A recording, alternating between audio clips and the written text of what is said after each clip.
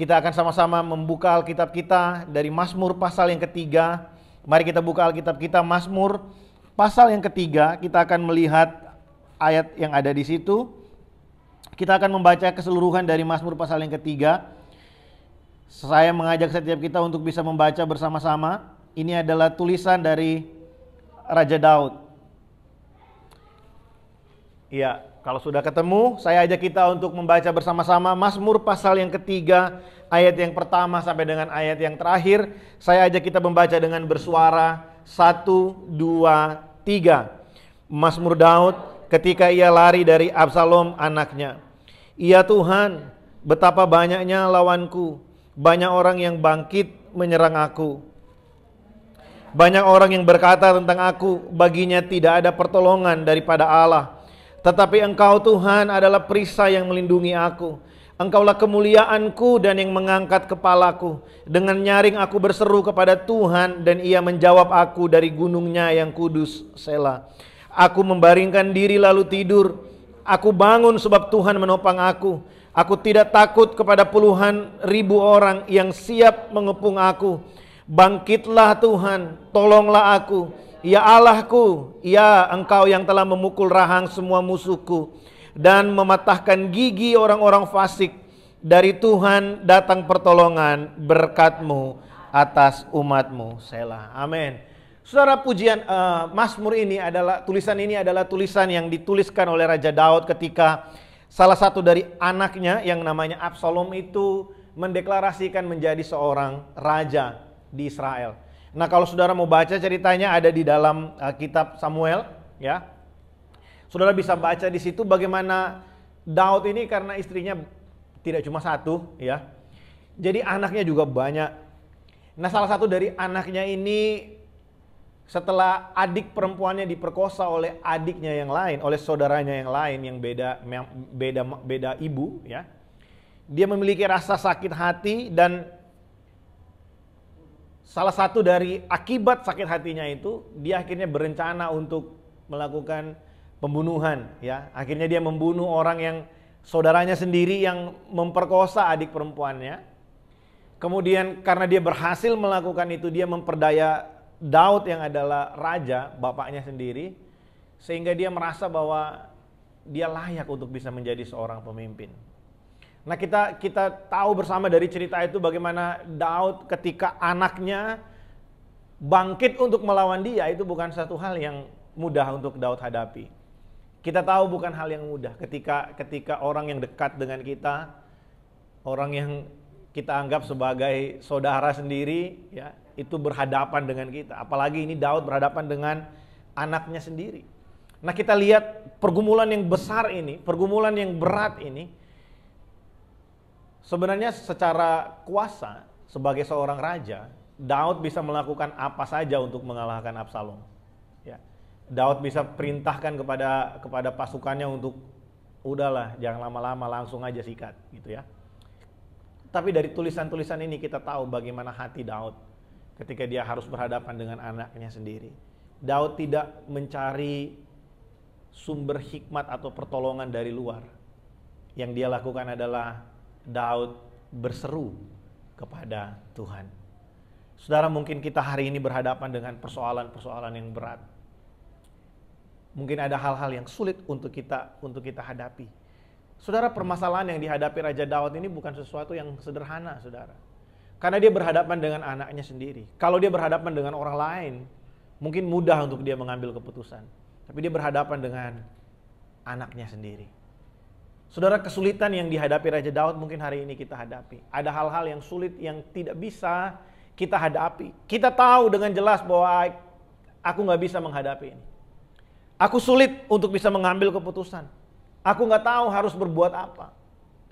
Nah, dari tulisan Raja Daud kita memahami sesuatu bahwa saat situasi yang sulit, yang tidak mampu untuk kita hadapi sendirian, dengan penuh kesadaran, Tuhan, aku gak bisa lakukan ini. Yang bisa kita lakukan cuma satu, yaitu berseru kepada Tuhan. Daud berkata, tolonglah aku ya Tuhan, bangkitlah ya Tuhan dan tolonglah aku. Bahkan di ayat yang ketiga dikatakan, tetapi Engkau Tuhan adalah perisai yang melindungi aku.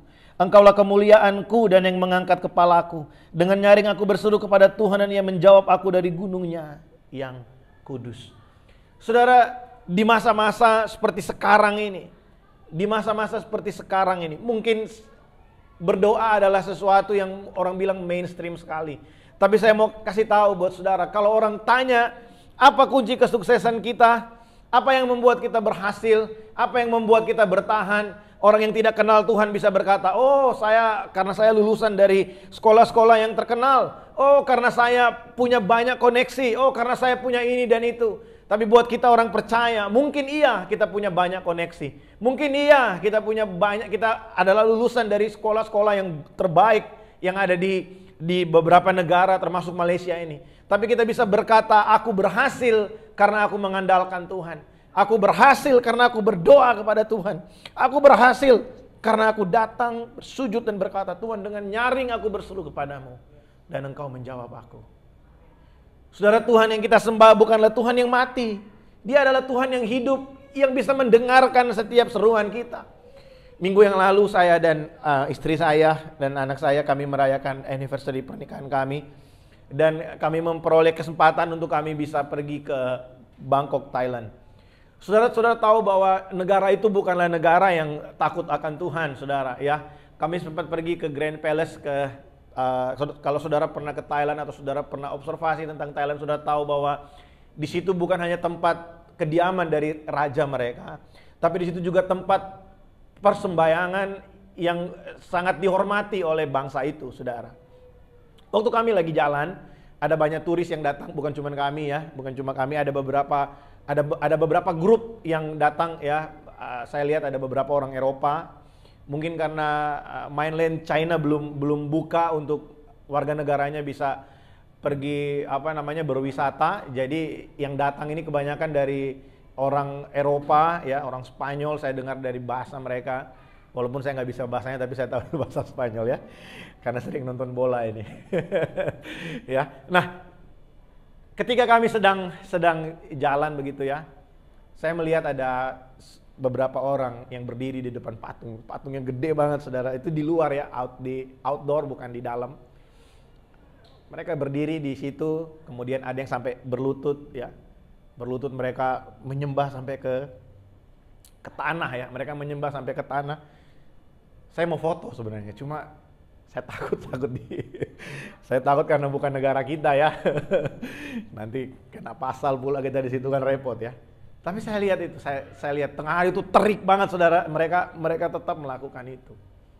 Kemudian pulang dari situ, di perjalanan itu saya berpikir, ada ya. Ada orang percaya kepada benda mati yang untuk bisa menyembuhkan. Percaya kepada benda mati. Mereka sampai sebegitu percayakah sampai di bawah terik matahari ya. Mereka bahkan sampai sujud sampai ke tanah, mereka berlutut. Saudara, itu kalau saudara pernah pergi, itu lantainya bukan lantai yang halus, saudara ya. Itu lantainya kasar, saudara. Memang bukan tanah itu. Tapi itu kasar, saudara. Bayangkan kalau berlutut di situ tengah hari tua, itu rasanya minta ampun, saudara. Saya pernah waktu sekolah, saya dihukum oleh salah satu guru di sekolah saya. Ya, gini-gini juga pernah bandel, saudara. Itu saya disuruh berlutut di tengah lapangan basket, saudara ya. Selama jam pelajarannya dia, itu dua kali 45 menit, itu lutut langsung merah, saudara. Sakitnya luar biasa, karena lapangan basket itu kan habis di semen itu nggak dihalusin, saudara ya. Ya sudah, ya kasar-kasar seperti itu. Itu sakitnya luar biasa. Tapi yang saya pelajari di sini, yang saya ingin bagi buat saudara pagi hari ini adalah bahwa Tuhan yang kita sembah itu tidak sama dengan Tuhan yang mereka sembah. Tuhan yang kita sembah tidak sama dengan Allah yang ada di luar sana, yang hanya mampu untuk dilihat sebagai satu objek. Kalau saudara mungkin sebelum percaya kepada Tuhan, sebelum menjadi Kristen, saudara percaya kepada penyembahan, kepada patung dan lain sebagainya. Pagi ini saya mau kasih tahu, jangan pernah bawa konsep kita, konsep penyembahan yang lama ke dalam kehidupan penyembahan kita yang baru di dalam Yesus Tuhan. Karena itu adalah dua hal yang sangat berbeda, saudara. Saudara, orang-orang yang tidak mengenal Allah, mereka menyembah kepada dewa mereka. Mereka menyembah kepada sesuatu yang mereka anggap Tuhan untuk mendapatkan sesuatu dari mereka. Jadi konsepnya itu seperti membeli sesuatu dari Tuhan. Sudah tahu bahwa ada banyak sekali yang mereka persembahkan. Mereka harus mempersembahkan bahkan nyawa. Mereka mempersembahkan, ada di salah satu tempat di dekat tempat kami menginap. Saya memang nggak sempat pergi ke sana, tapi salah satu jemaat kita di tempat ini, ya, saudara Albert cerita kepada saya, ada satu kuil di dekat tempat kami menginap itu, ya. Itu setiap orang datang ke sana mereka harus persembahkan sesajen, saudara. Kalau di Indonesia ya bilangnya gitu ya, persembahan. Nah, di samping patung itu, di samping tempat sembayang itu, memang udah ada counter untuk beli buah-buahan, ya, untuk beli roti dan segala macam yang bisa dipersembahkan di situ. Sudah tahu dia cerita begini, habis mereka persembahkan, waktu mereka taruh, habis mereka sembayang itu kan buahnya masih bagus kan. Datang orang petugas di situ langsung bersihkan. Nah itu nggak tahu kemana. Itu bisa aja habis dibersihin ditaruh lagi di situ, nanti ada yang datang dia beli lagi. Saudara, mereka datang mempersembahkan seperti itu, tujuannya apa sih? Tujuannya apa? Untuk mendapatkan sesuatu. Dengan rasa takut datang untuk memberikan sesuatu kepada dewanya mereka, dengan satu pemahaman bahwa kalau kami tidak berikan nanti kami tidak terhindar dari malapetaka. Kalau kami tidak memberikan nanti kami akan terhindar, nanti kami tidak akan terhindar dari kecelakaan.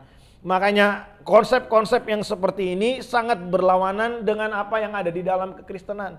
Saudara, kita menyembah Allah bukan karena kita takut supaya kita tidak diberkati. Kita menyembah Tuhan bukan karena kita takut kalau kita tidak menyembah Tuhan nanti kita mendapatkan kecelakaan dan lain sebagainya. Ibadah yang didasari dengan rasa takut sesungguhnya bukanlah ibadah, tapi sebuah keterpaksaan, saudara. Sedangkan Tuhan memberikan kepada kita satu kebebasan di dalam hadiratnya untuk kita bisa menyembah Dia, untuk kita bisa menikmati Dia, untuk kita bisa bersekutu dengan Dia dengan rasa aman. Saudara, tidak ada satu penyembahan yang lebih tinggi yang pernah ada di dalam dunia ini dari apa yang Yesus contohkan kepada kita. Ketika Dia ada di bukit Golgota, di kayu salib, Yesus berkata, "Ya Bapa, ampunilah mereka karena mereka tidak tahu apa yang mereka perbuat." Dalam penderitaan pun Yesus memberikan kepada kita satu contoh penyembahan yang begitu tinggi, yaitu berdoa bagi orang-orang yang menganiaya Dia. Saudara, penyembahan yang paling besar itu bukan ketika kita dapat cuan banyak, kemudian kita bawa ucapan syukur ke gereja, atau kita berikan makan orang-orang yang kekurangan makanan. Itu bagus, saudara. Tapi penyembahan yang paling tinggi adalah ketika hatimu disakiti, ketika engkau dibuat terluka, ketika engkau merasakan sesuatu yang seharusnya engkau nggak rasakan, tapi engkau tetap berkata, "Tuhan, engkau baik. Tuhan, engkau luar biasa. Aku percaya pemeliharaanmu. Aku percaya bahwa engkaulah yang melepaskan aku." Saudara, itu adalah penyembahan yang tertinggi karena kita tertuju bukan kepada sakit yang kita alami. Tapi kita tertuju kepada Allah, pribadi Allah yang sanggup melepaskan kita dari segala sesuatu yang sedang menyerang kehidupan kita.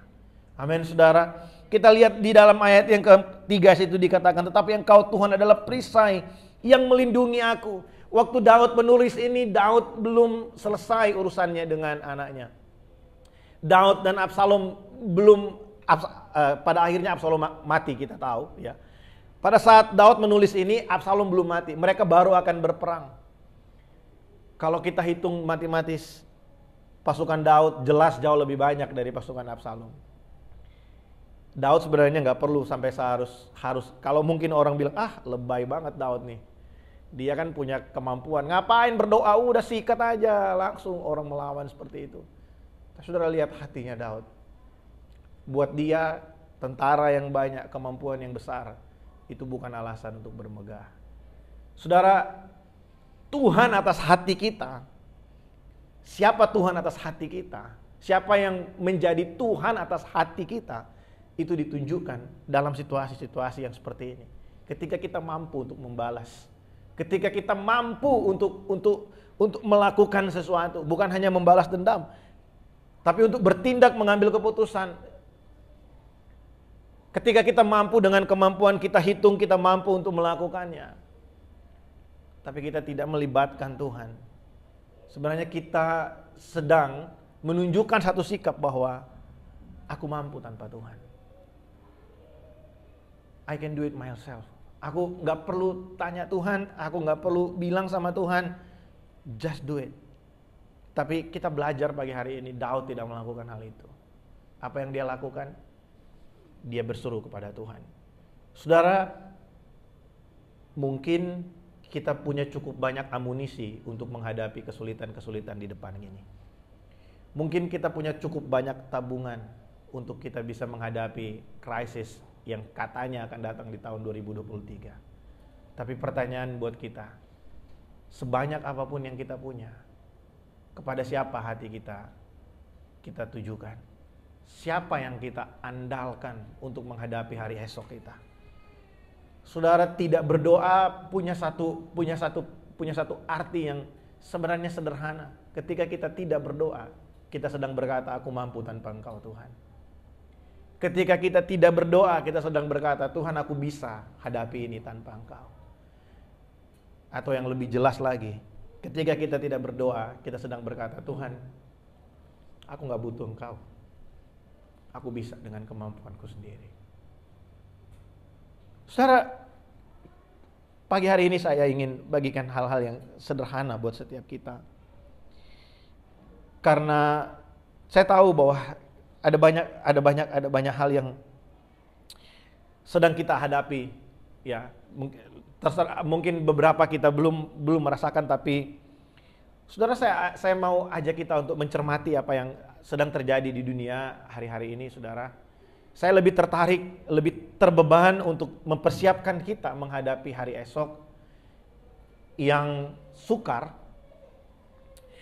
Karena saya tahu ketika kita ada di gereja, kita mungkin bisa angkat tangan memuji Tuhan. Ketika kita ada di gereja, kita mungkin bisa terlihat baik-baik saja. Tapi ketika kita ada di luar, belum tentu kita baik-baik saja seperti ketika kita ada di gereja. Ya. Apalagi ketika persoalan dan pergumulan datang, belum tentu kita bisa menghadapinya seperti ketika kita angkat tangan dan berkata, Allahku dahsyat, perkasa, seluruh bumi sujud menyembah. Tidak semudah itu, saudara. Saya tahu tidak semudah itu. Oleh sebab itu beberapa kali dari mimbar saya sering mengungkapkan hal ini. Bukan untuk menakut-nakuti kita. Tapi saya ingin setiap kita punya satu pemahaman bahwa Tuhan itu lebih besar dari apa yang sedang terjadi dalam dunia ini.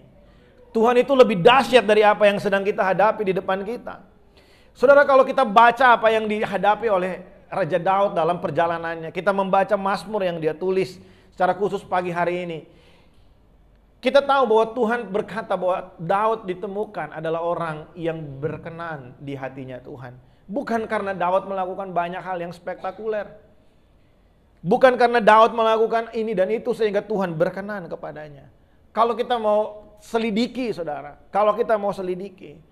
Daud itu dipilih Tuhan sejak semula. Sebelum Daud berjumpa dengan Samuel dan diurapi menjadi raja, Daud terlebih dahulu dipersiapkan Allah.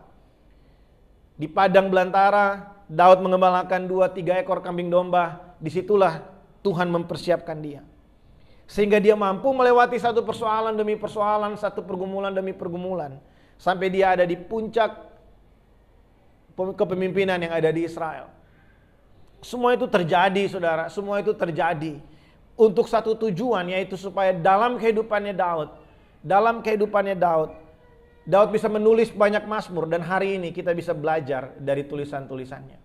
Kita bisa melihat apa yang Daud lakukan di masa-masa yang sukar. Kalau saudara baca, Paulus pernah menulis seperti ini. Semua yang ada di dalam kitab perjanjian lama itu ditulis supaya kita tidak melakukan apa yang mereka lakukan. Kebodohan-kebodohan yang dilakukan oleh bangsa Israel. Kebodohan-kebodohan yang dilakukan oleh bangsa Israel sebelum mereka keluar dari Mesir. Bahkan setelah mereka dalam perjalanan keluar dari Mesir menuju tanah Kanaan. Semua itu ditulis supaya kita hari ini kita bisa hidup dalam damai sejahtera. Saudara, pesan yang ingin saya sampaikan buat kita pagi hari ini adalah mari berseru kepada Tuhan di dalam situasi-situasimu yang sulit. Mari datang kepada Tuhan di dalam situasi-situasi kita yang tidak mudah untuk kita hadapi. Ada banyak hal yang kita gak bisa kontrol dengan kedua tangan kita. Ada banyak hal yang kita gak bisa handle dengan kedua tangan kita. Saya pernah sharing ini buat setiap kita sebelum kita masuk poin yang berikutnya. Saya pernah bagikan ini buat saudara. Tangan kita ini cuma dua. Ada hal-hal yang bisa kita kendalikan dengan tangan kita, itu pun nggak 100%.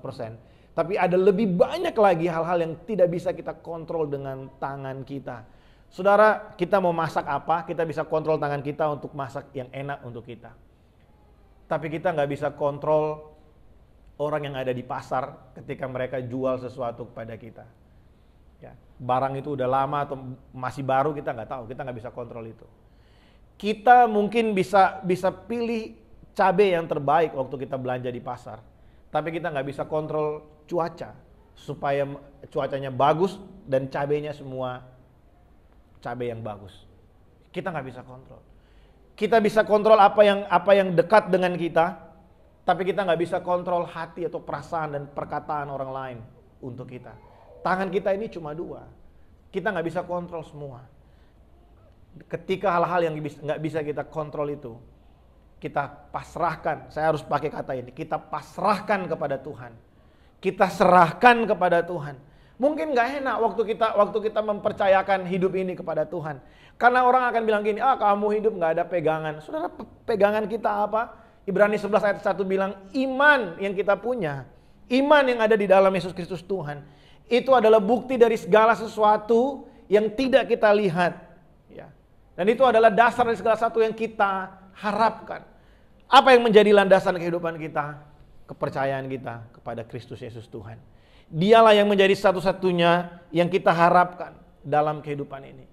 Makanya sesulit apapun pergumulan saudara, seberat apapun yang sedang saudara hadapi hari ini, mari berseru kepada Tuhan. Ada jaminan bahwa Tuhan mendengar apa yang kita doakan.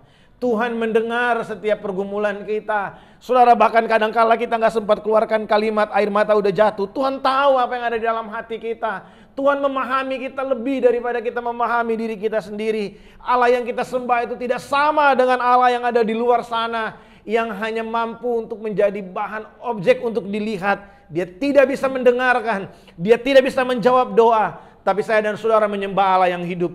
Dia bukan hanya mendengarkan doa saudara, tapi dia juga menjawab setiap doa dan pergumulan kita. Amin, saudara. Saudara, di pasal yang kedua, Mazmur pasal yang kedua, saya baca bagi setiap kita dengan cepat, saudara.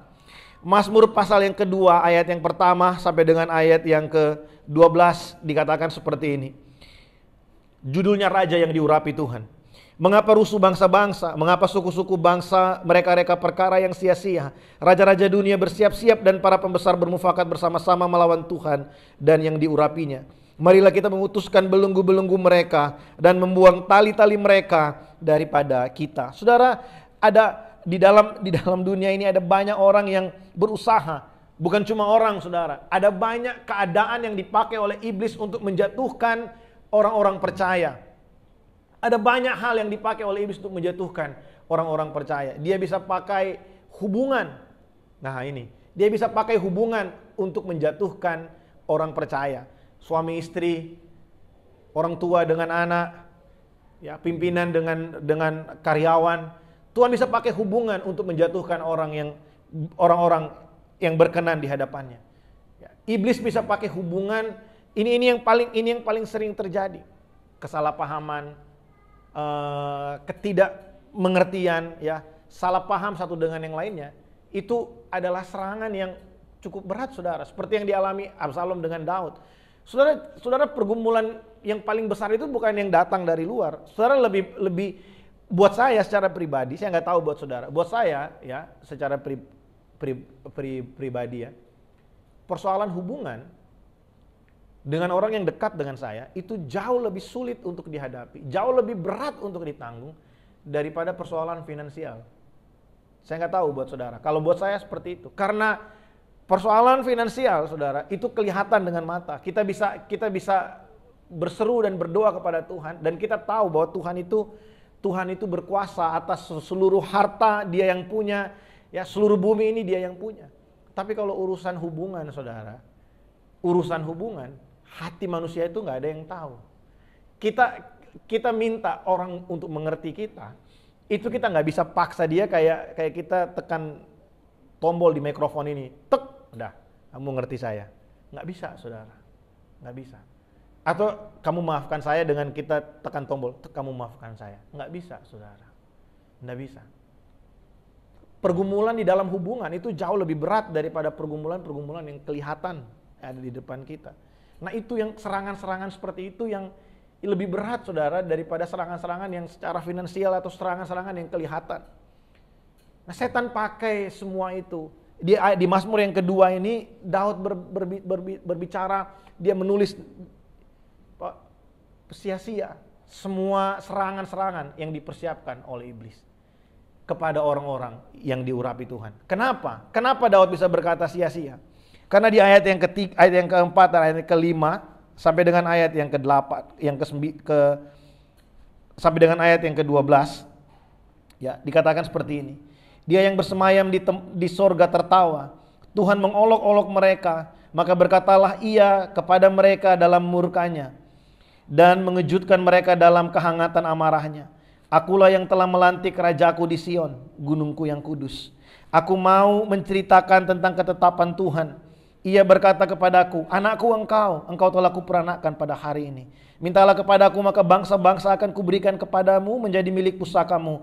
Dan ujung bumi menjadi kepunyaanmu. Engkau akan meremukkan mereka dengan gada besi, memecahkan mereka seperti tembikar tukang periuk. Sampai ayat yang ke-9. Saudara, paling tidak ada dua hal.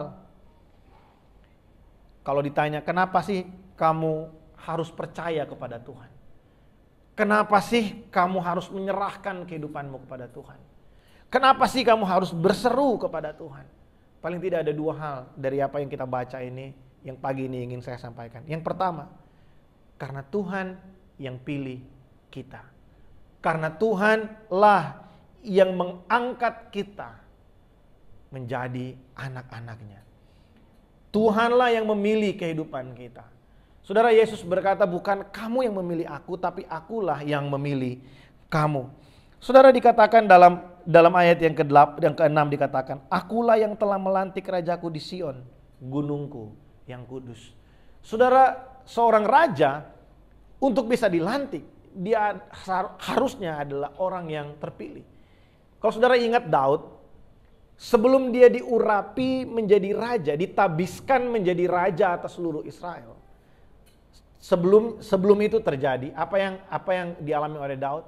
Daud diurapi oleh Samuel di hadapan ayahnya dan kakak-kakaknya. Coba kita lihat di sini ya. Sebelum Daud memakai mahkota raja sebagai raja Israel, diumumkan kepada seluruh masyarakat Israel pada saat itu. Terlebih dahulu Daud diurapi oleh Samuel. Pertanyaannya adalah, waktu Daud diurapi sebagai raja oleh Samuel, apakah Daud langsung masuk ke dalam istana raja dan memimpin? Enggak, saudara. Karena Saul masih memerintah pada saat itu. Tapi pemilihan Tuhan atas Daud, pemilihan Tuhan atas Daud itu dinyatakan mulai dari ketika Daud diurapi menjadi raja oleh Samuel di hadapan Isai dan saudara-saudaranya. Tuhan mempersiapkan Daud begitu rupa sehingga di waktu yang tepat ketika Daud harus ada di atas tahta, Daud menjadi orang yang siap untuk memimpin. Daud menjadi orang yang punya kapabilitas. Mungkin gak langsung 100%, tapi Daud mulai dipersiapkan Tuhan. Daud dibentuk Tuhan luar biasa untuk dia sampai ada di situ. Yang saya mau katakan begini, saudara. Kita mampu untuk bisa bertahan di tengah-tengah persoalan. Kita mampu untuk bisa hidup sampai hari ini setelah kita, bahkan mungkin kita masih ada di tengah-tengah himpitan. Bukan karena kita. Karena ada pemilihan Allah dalam kehidupan kita lah. Allah memakai segala hal yang ada di sekeliling kita untuk mempersiapkan kita menghadapi pertarungan kita di hari-hari yang akan datang. Saudara, karena pemilihan Allah atas kita lah kita mampu bertahan hari ini. Karena pemilihan Allah atas kita lah, karena kita ini dipilih oleh Allah, makanya kita berseru kepada Allah, makanya kita datang kepada Allah, karena Dialah yang pilih kita. Saudara, waktu kita ada dalam situasi yang sulit, setan sering bilang begini sama kita. Tuhan itu sengaja bikin kamu susah. Tuhan itu sengaja bikin kamu ada dalam keadaan yang tidak baik. Tuhan itu sengaja ingin menghancurkan kamu. Tuh, lihat kan, Coba kamu waktu itu nggak ada di sini. Coba kamu tidak putuskan ini. Coba kamu nggak kerja di sini. Coba kamu nggak datang kemari. Coba kamu tidak begini, tidak begitu. Iblis mulai membuat kita merasa bahwa masa kita yang hari ini tidak lebih baik kalau kita ambil keputusan yang beda di masa yang lalu. Iblis membuat kita merasa bahwa Tuhan salah membawa kita ke tempat ini. Iblis membuat kita merasa bahwa Tuhan itu salah dengan membawa kita ke keadaan kita yang sekarang ini. Itu perkataan iblis buat kita. Tapi di saat-saat seperti itu saudara, kita harus bilang sama iblis seperti ini. Iblis, diam engkau. Aku dipilih Allah. Saudara, Tuhan yang pilih kita, bukan Tuhan yang pilih kemudian lepaskan kita, biarkan kita berjalan kemana aja terserah. Tuhan yang pilih kita bukan Tuhan yang pilih kita kemudian dia taruh kita di tengah-tengah situasi yang sulit dan berkata, ayo nak, hancurkan nak, ayo nak. Tapi dia diam aja, dia nggak buat apa-apa. Enggak saudara. Allah yang kita sembah, yang pilih kita, dia juga Allah yang memperlengkapi kita. Dikatakan apa? Aku yang telah melantik Raja yang aku pilih di Sion, gunungku yang kudus. Saudara, orang yang ada dalam tempat kudusnya Allah, orang yang diam di tempat kudusnya Allah akan mengalami penyertaan Allah, akan mengalami perlindungan Allah. Saudara baca Mazmur pasal yang ke-91, bahwa Tuhan tempat perlindungan kita. Tidak ada satu panah dari musuh pun yang mampu menembus perlindungan Tuhan atas kehidupan kita. Kalau saudara diserang oleh perkataan-perkataan seperti itu, bilang sama iblis, iblis, aku dipilih Tuhan. Aku ini orang pilihannya Tuhan. Aku ada di sini karena Tuhan pilih aku. Saudara, Tuhan yang menyertai kita sampai ke titik ini, bukan Tuhan yang menyertai kita untuk meninggalkan kita. Tuhan bawa kita sampai ke sini, sampai ke akhir dari 2022. Bukan untuk meninggalkan kita. Tuhan bawa kita sampai ke tempat kita bekerja hari ini. Tuhan bawa kita sampai ke keadaan kita hari ini. Tidak peduli mungkin keadaan kita hari ini sepertinya kita menghadapi persoalan yang berat. Sepertinya kita ada dalam pergumulan. Tapi Tuhan izinkan kita sampai ke titik ini bukan untuk meninggalkan kita. Justru untuk menunjukkan bahwa Dia menyertai kita dalam segala langkah yang kita hadapi. Amin saudara. Tuhan menyertai kita dari satu langkah ke langkah yang lain. Saudara, kalau kita percaya bahwa Tuhan itu hidup dalam kehidupan kita, maka kita juga percaya bahwa tidak ada satu keputusan yang kita buat yang di luar dari kepengetahuannya Tuhan. Mungkin kita salah ambil keputusan saudara. Mungkin kita salah melangkah, tapi dalam salah langkah itu pun firman Tuhan berkata Allah turut bekerja dalam segala sesuatu, bukan hanya hal-hal yang baik, tapi dalam segala hal Tuhan turut bekerja. Untuk apa? Bukan untuk menghancurkan kita, tapi untuk mendatangkan hari depan yang lebih baik dari hari ini. Amin saudara. Saudara, seringkali begini, kita kadang nggak fair baca Alkitab. Kita kadang nggak fair baca Alkitab ya. Kalau saudara baca kisah Ayub, ya, semua kita percayakan bahwa apa yang dialami Ayub itu masuk dalam rencana Allah. Percaya ya? Karena Ayub sendiri bilang begini, di akhir dari kitab Ayub bilang begini, aku tahu engkau sanggup melakukan segala sesuatu dan tidak ada rencanamu yang gagal. Berarti Ayub menyadari bahwa penderitaannya ya ditinggalkan oleh istrinya, bahkan menyuruh dia untuk meninggalkan Tuhan ya. Saudara-saudara sahabat-sahabatnya datang bilang kamu ini berdosa ini, makanya kamu kena tulah seperti ini. Berarti semua itu masuk dalam rencana Tuhan dong. Ya, dan kita percaya hal itu. Rencana Tuhan yang indah dalam kehidupan Ayub, sekalipun untuk sampai ke sana Ayub memang diizinkan Tuhan melewati hal-hal yang sulit. Atau kita lihat kehidupannya Yusuf. Ketika Yusuf diberi janji oleh Tuhan melalui mimpi bahwa semua saudara-saudaranya bahkan ayah dan ibunya akan sujud menyembah kepadanya. Yang berbicara tentang Yusuf menjadi sumber untuk semua keluarga mereka pada akhirnya ketika mereka pindah ke Mesir. Ya, di akhir ketika ketika Yusuf berjumpa dengan saudara-saudaranya, apa yang Yusuf bilang? Kamu mereka-rekakannya untuk sesuatu yang jahat, tetapi Allah mereka-rekakannya untuk sesuatu yang baik. Berarti kita juga percaya bahwa penderitaan Ayub, penderitaan Yusuf itu adalah rencana Allah. Itu Alkitab yang berkata dan kita percaya kepada firman Tuhan. Tapi pertanyaannya begini, ketika kita dikhianati oleh orang yang dekat dengan kita, ketika kita rugi dalam bisnis kita, ketika kita disalah mengerti oleh orang yang dekat dengan kita, ketika kita diberhentikan dari pekerjaan kita, apakah kita percaya bahwa itu masuk dalam rencana Allah? Seringkali kita nggak fair. Kalau kita lihat penderitaan orang lain, mungkin orang bersaksi, wah aku ini mengalami bencana seperti ini, wah tapi Tuhan tolong aku. Kita bisa dengan gampang bilang begini, ya rencana Tuhan luar biasa ya. Kamu dibawa seperti itu supaya kamu bisa lebih tinggi lagi bersama dengan Tuhan. Tapi pertanyaannya gini, ketika kita menghadapi sesuatu yang berat hari ini, bisakah kita berkata, Tuhan aku tahu ini rencanamu, aku tahu ini masuk dalam rencanamu untuk memberikan kepada aku hari depan yang lebih indah dari hari ini. Karena kita orang yang dipilih Allah, saudara. Atau kita juga nggak fair seperti ini. Waktu pendeta, saya biasa khotbah kalau mau perjamuan kudus, saya bilang begini, mari kita lihat Yesus Kristus.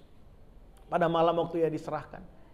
Berkata, perbuatlah ini setiap kali kamu memakan, meminumnya, menjadi peringatan akan aku. Yesus mati di kayu salib. Yesus memberikan nyawanya bagi setiap kita, menebus dosa setiap kita. Dia begitu penuh belas kasihan, bahkan dia berkata ketika dia disalib, ketika dia melihat orang-orang yang di depannya itu mengolok-olok dia, mereka berkata, kalau kamu raja, kalau kamu memang Tuhan, turun dong. Ya, orang lain masa bisa kamu sembuhkan, kamu nggak bisa nyelamatin diri sendiri. Itu diolok-olok luar biasa, saudara. Kira-kira kalau saya coba bayangin kalau Yesus itu saya, saudara ya. Kalau saya digituin, waduh. Bapak bisa minta 2 menit gak? Dengan segala dengan segala kemahakuasaannya, Yesus bilang, Bapak boleh minta 2 menit gak? Saya hancurkan dulu orang-orang dari depan ini, baru saya naik lagi ke salib. Tapi enggak, Yesus bilang apa? Ampunilah mereka, karena mereka tidak tahu apa yang mereka perbuat. Tidak fair buat orang dunia. Enggak, itu sesuatu yang tidak fair. Yesus memberi makan 5.000 orang. Yesus menyembuhkan orang-orang yang sakit. Yesus membangkitkan orang-orang mati di tengah-tengah mereka. Tapi mereka mengkhianati dia, mereka mengolok-olok dia, mereka membunuh dia, menyalibkan dia waktu diperhadapkan kepada masyarakat itu. Kamu pilih orang ini atau pilih Yesus? Orang ini yang udah jelas kriminal, mereka pilih. Dan Yesus yang tidak memiliki salah apa-apa, mereka minta untuk disalibkan. Kemudian Yesus berkata, Bapa ampuni mereka karena mereka tidak tahu apa yang mereka perbuat. Saudara, buat orang dunia itu nggak fair. Itu nggak fair. Itu tidak fair. Saudara, seringkali kita dibuat sakit hati, kita kecewa, kita marah. Tapi ketika kita diingatkan oleh firman Tuhan, kamu harus berdoa bagi orang yang menganiaya kamu. Kamu harus mengampuni orang yang bersalah kepada kamu. Kemudian kita berkata, enggak fair Tuhan kalau aku ampuni dia. Enggak fair Tuhan kalau aku berdoa memberkati dia. Sebenarnya waktu kita berkata seperti itu, kita juga sedang berkata, Tuhan, enggak fair kalau engkau ampuni aku, Tuhan. Saudara, kita orang-orang yang dipilih Allah, kita orang-orang yang dipilih bukan karena kita melakukan sesuatu, tapi karena dia berbelas kasihan atas kehidupan kita. Mari kita datang berseru kepada Allah. Mari kita datang ke hadapan Allah dengan percaya bahwa Engkau adalah Allah yang mendengarkan doa, bahkan melakukan sesuatu bagi aku. Saudara, yang pertama kalau ditanya, kenapa kamu harus percaya kepada Allah? Karena kita ini orang yang dipilih Allah. Mengapa kamu harus berseru kepada Allah? Karena kita ini adalah orang-orang yang dipilih oleh Allah. Allah yang memilih kita adalah Allah yang bertanggung jawab. Allah yang memilih kita adalah Allah yang menyertai kita. Allah yang memilih kita adalah Allah yang berperang bagi kita. Allah yang memilih kita adalah Allah yang melakukan kehendak dan rencananya dalam kehidupan kita. Yang kedua, saudara, yang terakhir. Ayat yang ke-7 dikatakan, Mazmur pasal yang kedua ayat yang ke-7. Aku mau menceritakan tentang ketetapan Tuhan. Ia berkata kepadaku, anakku engkau telah kuperanakan pada hari ini. Yang pertama, kita adalah orang yang dipilih oleh Allah. Yang kedua, kenapa kita harus percaya dan berseru pada Allah? Karena kita ini adalah milik kepunyaan Allah. Saudara, pernah nggak saudara ketemu dengan orang yang diberi predikat mantan bapak atau mantan ibu? Nggak pernah ya? Mantan pimpinan ada, ya, mantan bos ada, ya, mantan pacar juga ada. Tapi yang namanya mantan bapak atau mantan ibu, mantan anak itu nggak pernah ada, saudara. Karena yang namanya hubungan orang tua dan anak itu adalah hubungan yang tidak akan mungkin bisa dilepaskan. Nggak akan mungkin bisa dilepaskan. Saudara, kita adalah milik kepunyaannya Allah. Dia berkata, engkau adalah anakku. Saudara, kita ini yang dulunya orang-orang yang durhaka. Kita yang seharusnya menerima murka Allah. Tapi kita dipilih oleh Allah untuk kita bisa menikmati kasih karunia-Nya. Dan kita juga adalah milik kepunyaan Allah. Karena kita ini adalah milik Allah, maka kita berseru kepadanya sebagai pemilik kehidupan kita. Saya punya seorang putri. Hari-hari ini saya menikmati bagaimana menjadi seorang ayah. Dia udah, Nazara udah lebih besar ya. Sekarang dia udah mulai lebih bisa mengerti ya. Kalau dia apa-apa dia datang ya. Kalau saya pulang dari luar dia sambut dengan ya dia ketawa mungkin ya. Atau mungkin dia beberapa kali dia samperin saya ke pintu, dia minta dipeluk dan lain sebagainya. Saudara, kalau kita memahami betul bahwa kita ini adalah anak-anak dari Allah, maka seharusnya berdoa atau mencari Tuhan itu adalah suatu kerinduan buat kita. Bukan sebuah keterpaksaan, apalagi dipaksa oleh keadaan. Sekali lagi, kalau kita betul-betul menyadari bahwa kita ini adalah milik dari Tuhan, kita ini adalah miliknya Tuhan, harusnya datang kepada Tuhan, beribadah, berdoa secara pribadi. Itu adalah kerinduan buat kita, bukan keterpaksaan, apalagi dipaksa oleh keadaan. Saudara paham maksudnya dipaksa oleh keadaan ya? Karena udah mentok gak tahu lagi mau kemana, baru kita berdoa. Padahal waktu keadaan baik-baik aja kita pikir gak usah, saya gak perlu Tuhan lah. Tabungan masih banyak, teman-teman masih oke, pekerjaan lagi bagus, nilai-nilai masih oke, semuanya masih berjalan dengan baik, gak perlu Tuhan lah.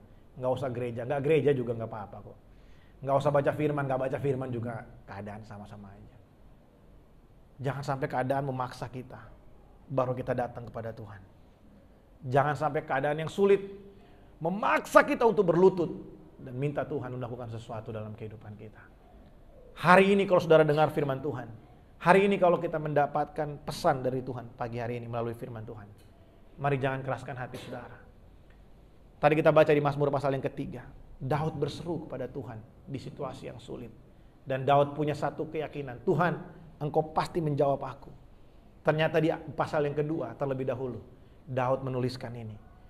Karena dia tahu dia dipilih Allah. Karena dia tahu dia milik kepunyaan Allah. Dia datang berseru kepada Tuhan. Saudara, pagi hari ini, mungkin kita udah lama gak berdoa. Kita udah lama gak baca firman. Kita udah lama sepertinya gak datang pada Tuhan dan berdoa. Dan saudara ditegur oleh firman Tuhan pagi hari ini. Firman Tuhan berkata buat setiap kita, kasih setia Tuhan selalu baru setiap pagi. Tak habis-habisnya rahmatnya. Saudara, kalau Tuhan masih kasih hari yang baru bagi kita, kalau Tuhan masih kasih kita ke nafas yang baru, kita bangun pagi, kita bisa hirup nafas, sadarilah bahwa itu kesempatan yang Tuhan berikan buat kita. Ayat di Mazmur pasal yang ketiga tadi, ayat yang kelima dan ayat yang keenam. Mazmur 3 ayat 5 dan 6 dikatakan seperti ini. Aku membaringkan diri lalu tidur, aku bangun sebab Tuhan menopang aku. Saudara, kalau kita boleh bangun dari tidur kita, sadarilah bahwa itu karena Tuhan yang menopang kita dengan kasih dan setianya. Sekali lagi saudara, mungkin ini terkesan natural banget. Iyalah, orang tidur pasti bangun. Enggak semua orang tidur bisa bangun saudara. Ya, tidak semua orang yang tidur itu bisa bangun. Kalau kita bangun dengan nafas yang oke, kita masih bisa buka mata, kita lihat orang-orang yang kita kasihi ada di sekeliling kita. Kita lihat hidup kita, hari-hari itu kita boleh bangun. Semua karena Tuhan menopang kehidupan kita dan karena ada kesempatan yang Tuhan berikan untuk kita bisa menikmati Dia hari itu. Kita bisa melakukan yang lebih baik dari yang kemarin. Dan kita bisa menikmati Tuhan hari itu di hari yang baru. Makanya bersyukur kalau kita boleh ada sampai hari ini. Semua karena pertolongan dan kebaikan Tuhan. Saudara, hari ini kita belajar firman Tuhan yang praktikal buat kita untuk kita bisa lakukan dalam kehidupan kita setiap hari. Kalau saudara punya pergumulan, kalau saudara ada dalam situasi yang sulit, mari berseru kepada Tuhan. Mari datang kepada Tuhan. Mari panggil Dia. Mungkin setan intimidasi kita dan berkata, Tuhan gak dengar kamu itu berdosa, kamu itu udah lama gak berdoa, kamu itu pengkhianat, Tuhan itu udah gak suka sama kamu. Saudara bilang sama setan seperti ini, kasih tahu dia, kalau Tuhan masih bangunkan aku pagi hari ini, berarti Tuhan masih kasih aku kesempatan untuk kembali.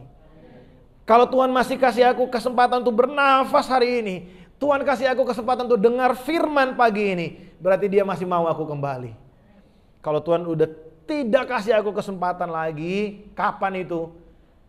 Ya, firman Tuhan berkata, suka gak suka. Seperti 5 gadis bijaksana dan 5 gadis yang bodoh.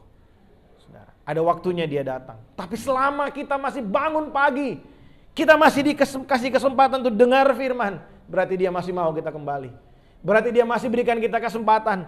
Dia kasih tahu sama iblis, aku orang yang dipilih Tuhan. Tuhan yang aku sembah, Tuhan yang pilih aku, bukan Tuhan yang tidak bertanggung jawab. Dia pilih aku, Dia bawa aku ke tempat ini, Dia bawa aku ke situasi ini, bukan untuk meninggalkan aku. Dia bawa aku ke situasi ini untuk menunjukkan bahwa Dia bersama-sama dengan aku. Aku adalah milik kepunyaan Tuhan. Tuhan yang memiliki aku adalah Tuhan yang bertanggung jawab, yang melaksanakan kehendaknya dan pemeliharaannya dalam kehidupan setiap kita. Mari kita tundukkan kepala dan kita datang kepada Tuhan. Saudara, mari kita renungkan betapa baiknya Tuhan bagi setiap kita.